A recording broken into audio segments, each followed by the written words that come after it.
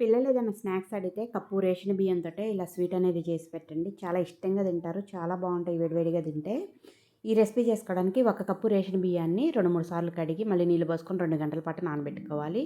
అదే కప్పుతో పావు కప్పు అటుకులను కూడా ఒక అరగంట ముందు నానబెట్టుకొని ఉంచుకోవాలి. ఇప్పుడు ఇవన్నీ కూడా మిక్సీ జార్‌లోకి వేసుకొని పచ్చి కొబ్బరిని చిన్న ముక్కలుగా కట్ చేసుకొని ఒక అరకప్పు అయితే వేసుకోవాలి. తర్వాత మంచి ఫ్లేవర్ కోసం 2 యాలకులు కూడా వేసుకొని కొద్ది కొద్దిగా నీళ్ళని పోసుకుంటూ కొబ్బరి ముక్కలనేది లేకుండా బాగా మెత్తగా మిక్సీ పట్టేసుకొని ఒక గిన్నెలో తీసి పెట్టుకోవాలి. అదే గిన్నెలోకి ఒక కప్పు బెల్లము, ఒక కప్పు నీళ్లు పోసుకొని బెల్లం అంతా కూడా ఈ విధంగా కరిగించుకొని పెట్టుకోవాలి. తర్వాత వేరే ప్యాన్‌లోకి ఒక స్పూన్ నెయ్యి వేసుకొని కట్ చేసి పెట్టుకున్న పచ్చి కొబ్బరి ముక్కలు, జీడిపప్పు వేసుకొని ఫ్రై చేసుకొని పెట్టుకోవాలి. చల్లారిన తర్వాత ఈ బెల్లపు వాటర్ అంతా కూడా పిండిలోకి వడకట్టుకొని తీసుకోవాలి. 2 స్పూన్లు నువ్వులు, వేయించి పెట్టుకున్న జీడిపప్పు, కొబ్బరి ముక్కలు వేసుకోవాలి. పావు టీ స్పూన్ వంట సోడా, పావు టీ స్పూన్ సాల్ట్ కూడా వేసుకొని ఈ బ్యాటర్ అంతా కూడా వీడియోలో చూపిస్తున్నట్టు కలుపుకొని పెట్టుకోవాలి. ప్యాన్‌లో ఒక స్పూన్ నెయ్యి వేసుకొని ఒక గరిటెడు పిండి వేసుకొని ఒకవైపు కాలిన తర్వాత రెండో వైపు టర్న్ చేసుకోవాలి.